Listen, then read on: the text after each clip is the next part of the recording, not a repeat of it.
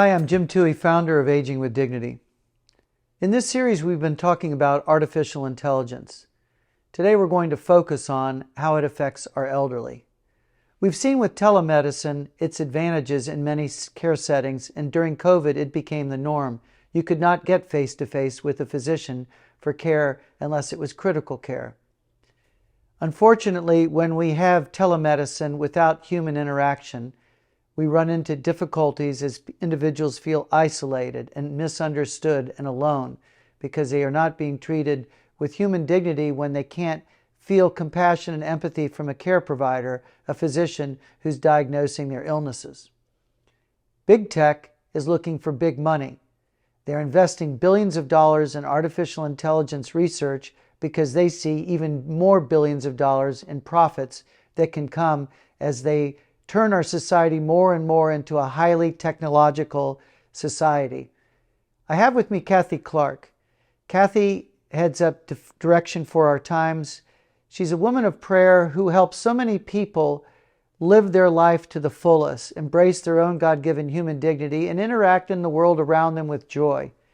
Kathy, when we look at our elderly and we see we were talking in a previous episode about how in our lifetime we've seen so much change with television and so forth, and then of course the internet and cell phones and all that it led to, and then all with medicine. You just go down the list of all the scientific advancements, and I think they are advancements, but now it seems like it's barreled into such a momentum going forward that's going so fast. Technological changes are so great, and we have no say in the matter. How does it affect the elderly? That are older than us, even a next generation older, that can't cope with these changes?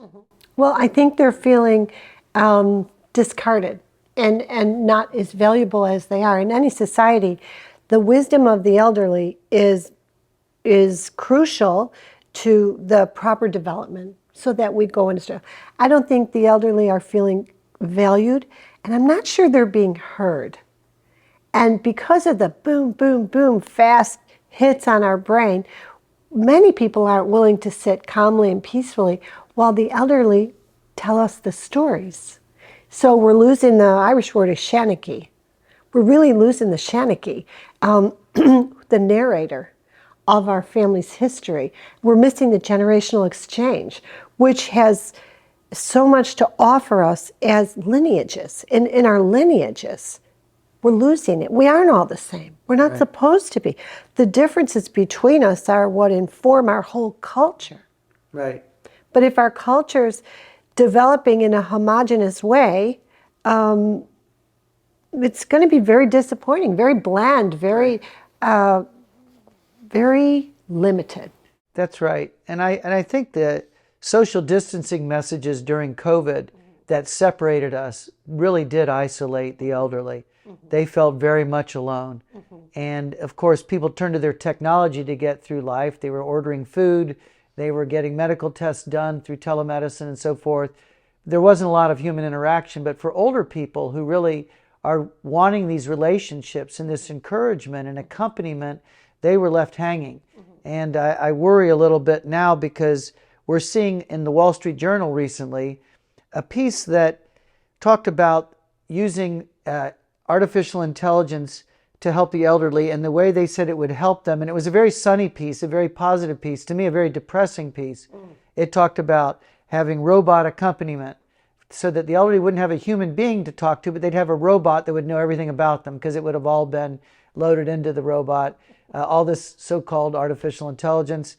And then it had artificial animals. So this was a dog whose eyebrows moved, but the dog that would move around and talk. It would be more than just the cheap little battery-operated pets. This would be much more higher functioning and more real, so-called realistic. And then the third was a set of goggles that they put on to go into a virtual reality. So they were trying to say, well, here's a way to deal with your loneliness. Put on a pair of goggles and go off into a make-believe world where you can have avatars of your past family members to interact with. I mean, right, it's dystopian, but they're actually thinking this is a great opportunity. Doesn't it let us off the hook when we're using these instruments to engage our elderly instead of you and me taking care of our own elders? Well, those artificial dogs probably growl and I'm feeling a growl in my throat because it offends me so badly. And what I love about Aging with Dignity is that you're so plugged into the experience of the elderly, particularly the elderly who may be poor, although that's a relative term when it comes to elderly, because poor can be very happy and impoverished can also be, a wealthy person, right?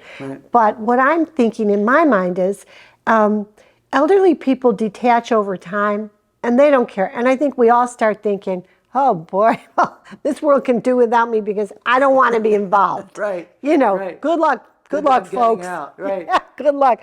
But what I think when you say that is of the people, what the loss is to the generations beneath the elderly. Right. The extreme loss. People our age will talk about grandparents and how we tended to them, how we sat with them, right. how we read to them, right. how they read to us, right. how we couldn't do any wrong in their eyes with a lot of grandparents, with a lot of grandparents where the parents were concerned with the woes of life. The grandparents just enjoyed us. You're a grandfather, I'm a grandmother. Right. We look at those grandchildren and we're just like, you're just beyond wonderful. Never mind your parents. We think you're the stars and sun set on you. That's what's missing. That's right. You see what they're not getting? It's not the elderly, although I know they're suffering, but look what the rest of us are missing. Right.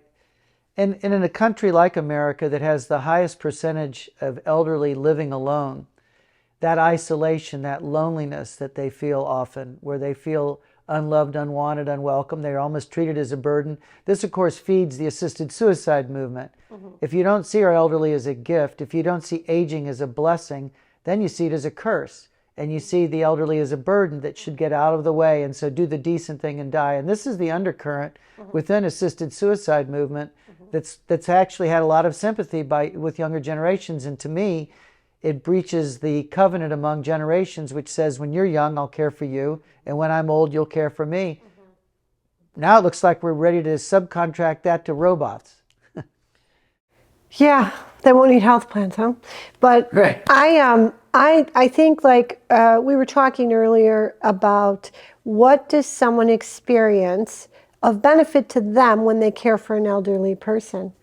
Perspective, enormous gratitude. An elderly person whom you're caring for reflects you back as, you're a good thing. You have value. You personally are a gift to me. And if they're not caring for anyone, it's pumping up that lack of empathy that Margaret references. Right. Why would they have empathy? They don't have any opportunities to develop it. Right. And grandparents offer a love that doesn't come in that flavor anywhere else. But they need human beings. They need people to love. To love and to be loved by. And it just seems that is lost in a highly mechanicized world where you are pushing off onto artificial intelligence and into internet, and which we've also see at the beginning of life, where younger and younger kids now are on iPads and they're not interacting, they're not developing social skills, and then during COVID they're all masked, and this has caused great psychological harm to kids who weren't able to get all the cues, all the features from the face and develop the social skills they need, the proper psychosocial development. So we're already seeing the damage from that. Right. Now at the elderly, we're seeing them isolated and told, well, if you want company, here's a robot, here's a new device that can be programmed to know everything about you. I can't even work my stove. How am I going to do with a robot? Right. And in fact, I have to call my son. Right. The Wall Street Journal has a piece, and then they were talking about how the people really responded well. It was a sunny thing. They weren't responding well to the VR set. They were responding that human beings were talking to them and taking an interest in them and engaging them. Even it had to do with this stupid thing. So it's a guilt thing, I think, where we want to push it off and say, oh, they'll be happier with these devices. But we'll be sadder. We'll be sadder and impoverished. We'll be impoverished because they aren't in our lives. Mm-hmm. We're missing out. It's not the elderly. The elderly are suffering. But again, they're detaching. They're like you and I are starting to, ready to push off like the bees. The bees land and they take off. But those lesser generations are going to be left without the rope that comes through the lineage. Right. It's the connectivity. The connectivity. Where do I come from? Right. What are our stories? Crucially, Why do I feel a vague sense of sadness when I encounter a thing? That comes through the lineage. That's what Margaret calls the transgenerational exchange. They're not going to have it. All they have is what someone else has planned for them or decided for them or thinks they should see. Who's impoverished? Right. We've had a series on artificial intelligence to talk about what it might mean to our elderly, to the poor, to the disabled, who often, instead of fixing the conditions in which they live, addressing their loneliness, dealing with their poverty and their needs, we're trying to find ways to either engage them with high-tech interventions or encourage them to take their own lives through assisted suicide. We hope you've learned from this, and we hope it invites you into greater engagement with the elderly in your lives, with those who are alone, who are lonely and feel unloved and unwanted, that you reach out with love and compassion, which only human beings can provide. God bless you, and thank you for watching this program.